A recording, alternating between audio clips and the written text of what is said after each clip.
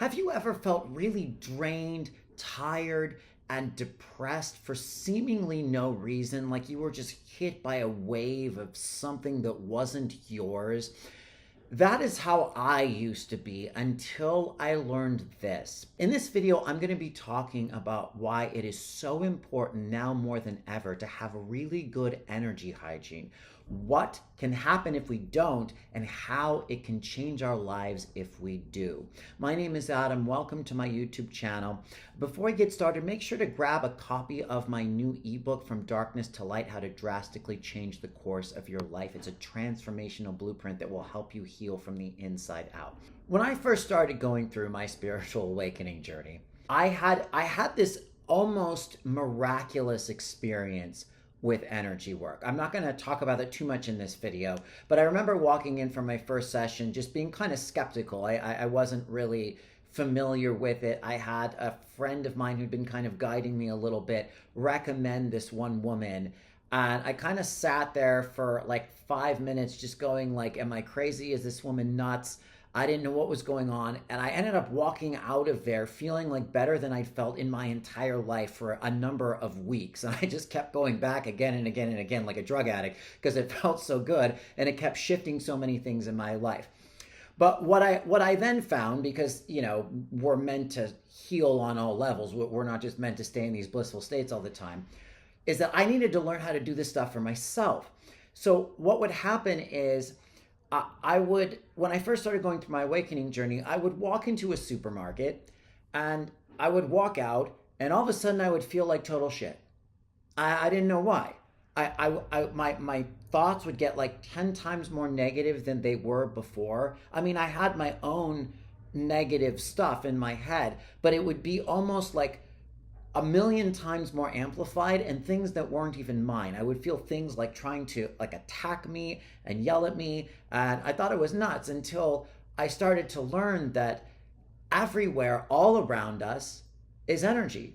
Other people's energy, the collective energy, and these pieces or imprints of consciousness come into our space and start to influence how we feel and how we think. And when I learned how to start doing the work on myself, I was able to clear these patterns and these drainages right away.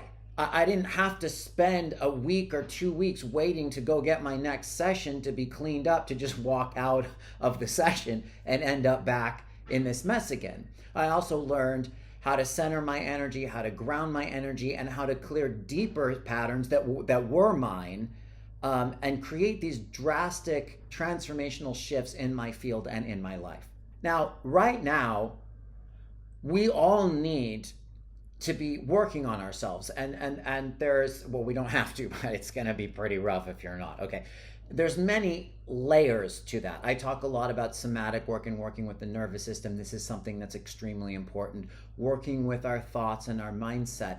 But there's a whole other realm that most of us haven't even been taught about. There are collective energy patterns that come from basically anything that you interact with. Pieces of land, other people, news media, radio stations. Everything has an energetic imprint and an energetic essence. It will magnetize itself to us, and it will link to us, to our subconscious and to our energy field, if we're not aware of it. And if we don't clear it or unlink from it, it can start to build momentum. It can start to influence how we feel. It can start to drain our energy and make us feel lethargic, apathetic, tired. Does this sound familiar? This is going on a lot with so many people at the moment. Most people carry invisible energies that aren't even theirs. They'll carry energies from their ancestral line. They'll carry energies from other times and places. And we don't know this, and we don't mean to, but if you interact or engage with them, especially if it's in a more deeper emotional and personal way, you can walk away carrying these things yourself. Now, what ultimately it comes from is there's usually something within you that resonates with it. And when you learn how to identify what that is, you can clear their energy and the pattern within you that's linking to it so that you don't keep picking up other people's stuff. But there is always some aspect of needing to monitor what you're entangling and entraining with to keep yourself healthy. See, it's not just about self-care. It's about energetic sovereignty and energetic survival. It's not, a lot of people are aware of this, but some people can still think this is kind of woo, but it's not woo that the universe and all matter is created from energy. That's already been proven, and it's doing maintenance and hygiene on a regular basis is like brushing your teeth and taking a shower. Okay, if you don't take a shower and brush your teeth every day, stuff builds up, and at some point you start to look and feel pretty shitty. Same thing, same concept. So the way that regular maintenance and hygiene has helped me to feel better is it's given me a lot more focus and clarity. It's given me an immense more amount of sovereignty. It's given me the ability to really know when something is mine and when it's somebody else's. It's given me the ability, when empathically I walk away from a situation and feel drained, to immediately sever the ties and come back into my own center. Now, when you get really good at this stuff, like I said, you still can link to people. I do it much less often, but when you do, it's like there's an out immediately. You're not stuck for like 3 weeks trying to figure out why you're down and drained and tired. It's helped me immensely with releasing confusion and anxiety, because I don't have, like, here's an example.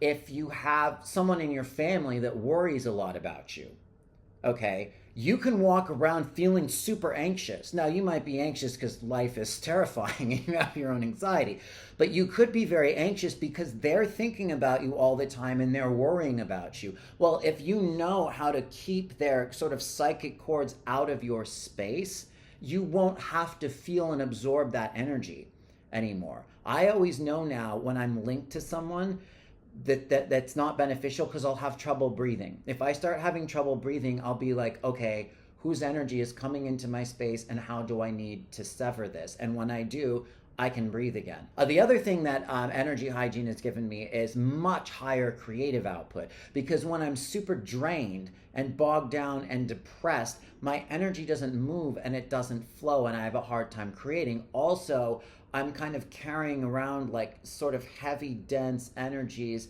that are not allowing my own sort of soul stream to come through, which is where my, I get my creative ideas from, channeling my own essence. I just kind of wanted to throw this out there a bit because it's really important in this day and age, with the collective going through so many massive shifts and transformations and fears around money and survival, to really find your sovereignty.